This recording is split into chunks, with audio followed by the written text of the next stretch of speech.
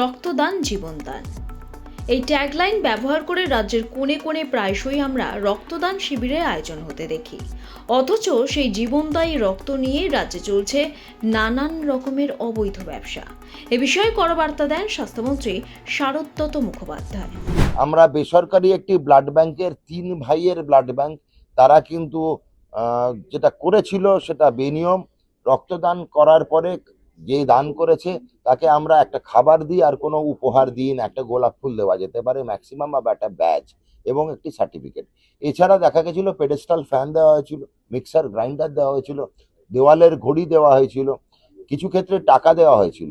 এই টাকার বিনিময়ে রক্ত সংগ্রহ করার পরে এই বেসরকারি ব্লাড ব্যাংকটি রক্তটি পাচার করে বহু অঙ্কের মাত্রায় এবং চলে যায় ঝাড়খণ্ড এবং বিহারে।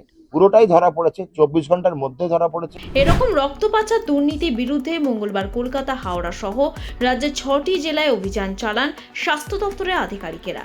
এদিন সকাল থেকে আধিকারিকেরা কলকাতার Beleghata Om blood bank, Howrah HMC rotary blood centre, নদিয়ার Krishnanagar institute of medical science blood centre, Uttar Dinajpur রায়গঞ্জের একটি বেসরকারি ব্লাড ব্যাংক, পশ্চিম বর্ধমানের অন্ডালের একটি বেসরকারি কেন্দ্র এবং পূর্ব বর্ধমানের রামচাঁদাইপুরের একটি ব্লাড ব্যাংকে অভিযান চালান।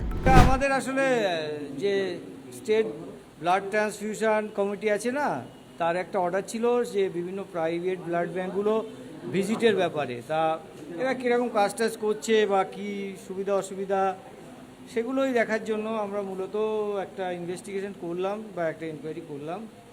এবার আমরা রিপোর্ট আমাদের হায়ার অথরিটি অর্থাৎ আমাদের জয়েন্ট ডিএইচএস ব্লাড সেফটি যিনি আছেন স্বাস্থ্য ভবনে তার কাছে জমা দেবো। তিনি আপনাদের ডিটেলস বলতে পারবেন সংবাদ সংস্থাকে। দেখুন, আমি আপনাদের কাছে রিপোর্ট নিয়ে কিছু বলতে চাই না, এরা আমার হায়ার অথরিটি বলবে।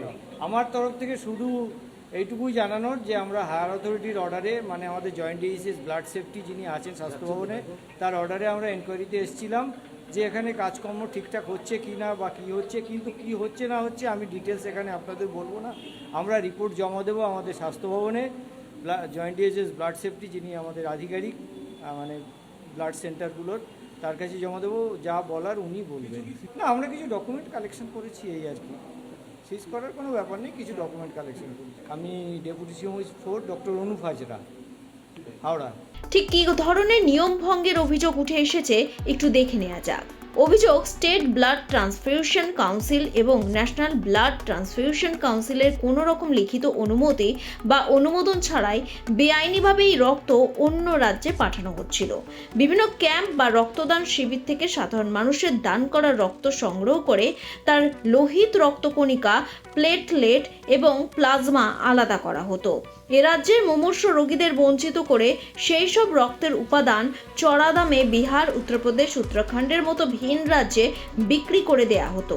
সর্বোপরি উপহার বা নগদের প্রলোভন দেখিয়ে প্রত্যন্ত গ্রাম থেকে রক্ত সংগ্রহ করার অভিযোগও উঠে এসেছে। মানুষের প্রাণ বাঁচাতে পারে যে রক্ত, সেই রক্ত নিয়ে অবৈধ ব্যবসার মতো অমানবিক কাজ করা যেতে পারে, সেটা ভাবতেই অবাক লাগে। এরকম ভিডিও দেখতে চ্যানেলটি ফলো করুন।